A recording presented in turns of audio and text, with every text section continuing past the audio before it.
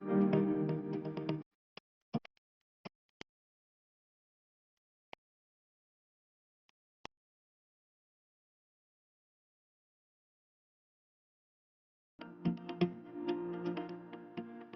இந்த கொசு ஒழிப்பு பணி என்பது பல்வேறு கட்டமாக நடக்கும்.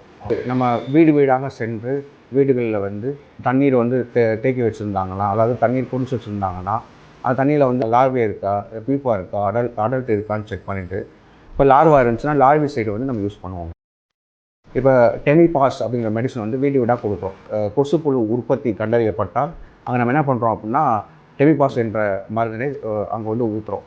Water base and stability. இப்போ எஸ்டபிலிட்டியை பொறுத்த வரைக்கும் நாங்கள் என்ன பண்ணுவோம் அப்படின்னா, ஒவ்வொரு டோரையும் திறந்து, இப்போ ஒரு ஒரு ஸ்ட்ரீட்டில் 1 கிலோமீட்டரில் இவ்வளோ ஸ்டோர் இருக்குன்னா எல்லா டோரையும் திறந்து பார்ப்போம்.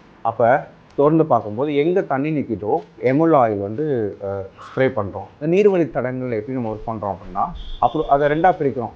அப்ரோச்சபிள் அண்ட் நான் அப்ரோச்சபிள் பிரிக்கிறோம். அப்ரோச்சபிள் ஏரியா இருந்தால் என்ன பண்ணுவோம் அப்படின்னா, ஆயில் வந்து டைரெக்டாகவே ஆயில் ஸ்ப்ரே பண்ணுவோம். 2வது வந்து ட்ரோன் வச்சு அதை வந்து ஆயில் அடிப்போம். இல்லை அப்படின்னா ஒரு கொஞ்சம் தூரம் அது அன்அப்ரோச்சபிள் ஏரியா இருந்துச்சுன்னா ஆயில் பால்ஸ் ரெடி பண்ணி அந்த ஆயில் பால்ஸை வந்து அங்கே த்ரோ பண்ணுவோம். த்ரோ பண்ணும்போது அந்த ஆயில்ஸ் வந்து வாட்டரில் வந்து கொஞ்சம் கொஞ்சமாக சஸ்டைன் ரிலீஸ்ன்னு சொல்லுவாங்க. தேவைப்படுத்த அப்படி கொஞ்சம் கொஞ்சமாக ரிலீஸ் ஆகிட்டே இருக்கும். வாட்டர் ஃப்ளோ இருந்தாலும் கூட ஆயில் ஃப்ளோ அதுக்கேற்ற அப்படி ஃப்ளோ ஆகிட்டு இருக்கும். ஸோ அப்படி இருக்கும்போது லார்வே அழகாக கண்ட்ரோல் பண்ணும் அப்படிங்கிறது தான் நிதர்சனமான உண்மை. அதுக்கடுத்து வாட்டர் பாட்டில்களில் என்ன பண்ணுவோம் அப்படின்னா, ஆயில் நம்ம நிரப்பி வாட்டர் பாட்டிலுடைய எண்டில் ஒரு துளை மாதிரி போட்டு அதை வந்து ஒரு பெரிய என்ன பண்ணுவோம் அப்படின்னா, ஒவ்வொரு ஸ்ட்ரெச்சிலையும் ஒரு 10 மீட்டருக்கு ஒரு இடம் என்ற வகையில் நம்முடைய முழு நீளத்திற்கும் அவற்றை கட்டி விடுகிறோம்.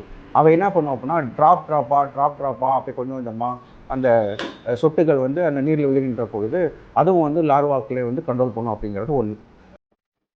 மழைநீர் வடிகால், கால்வாய், ஏரி, அடையார் ரிவர் எல்லாத்துலேயுமே எம்எல் ஆயில்னு ஸ்ப்ரே பண்ணி 3 டேஸ்லேயே கம்ப்ளீட் பண்ணிவிட்டு நெக்ஸ்ட் ரவுண்டு அடுத்த 3 டேஸில் கம்ப்ளீட் பண்ணுறோம். வீடு வீடாக பார்த்திங்கன்னா எங்கேயுமே மழை தண்ணி நிற்காமல் பார்த்துக்கிறதும், தேவையில்லாத பொருட்களில் தண்ணி நிற்காமல் டெங்கு கொசு புழு உற்பத்தி ஆகாமல் பார்க்குறதுமே இதை தீவிரமாக கண்காணிக்க சொல்லியிருக்காங்க. வெல்ஃபேர் அசோசியேஷனுக்கு அவேர்னஸ், அந்த ஏரியா மக்களுக்கு இந்த வெல்ஃபேர் அசோசியேஷன் குரூப்பை கூப்பிட்டுட்டு இந்த மாதிரி நாங்கள் கார்ப்பரேஷன் வந்து இன்டென்சிஃபைடாக ஃபாகிங் ஸ்ப்ரே ஆக்டிவிட்டிலாம் பண்ணிகிட்ருக்கோம், நீங்களும் ஜன்னல் கதவு அதெல்லாம் மூடி வச்சு மாலை நேரங்களில் கொசு உள்ளே புகாமல் கடிக்காத வண்ணம் நீங்கள் பப்ளிக்கும் கோஆப்ரேட் பண்ணி பார்த்துக்கணும் அப்படின்னு இப்போ இருக்க நடைபெற்ற பணி வந்து இதை நோக்கி தான் நாங்கள் பயணம் செய்துட்ருக்கோம். போன ஒரு 2 வாரத்துக்கு முன்னாடி இருந்த கொசு தொல்லை கம்ப்ளைண்ட் 1913லையோ பொதுமக்கள் ஆகட்டும் அவங்களோ கம்ப்ளைண்ட்டை பார்த்திங்கன்னா ஹையாக இருந்தது 3 வீக்ஸ் பிஃபோரு. இப்போ ரொம்ப ரொம்ப நல்ல ஒரு 70 to 80% நமக்கு நம்பர்ஸும் குறைஞ்சிருக்கு. பப்ளிக் கிட்ட நீங்கள் பேசுனீங்களாலே தெரியும், அவங்களும் தெளிவாக சொல்கிறாங்க இப்போ கம்மியாக இருக்குன்னு சொல்லிட்டு. கார்பரேஷனில் வந்து கொசு மருந்து எல்லா இடத்துலையும் அடிக்கிறாங்க சார். அதே நேரத்தில் பொதுமக்களும் நம்மளுக்கு எல்லாருமே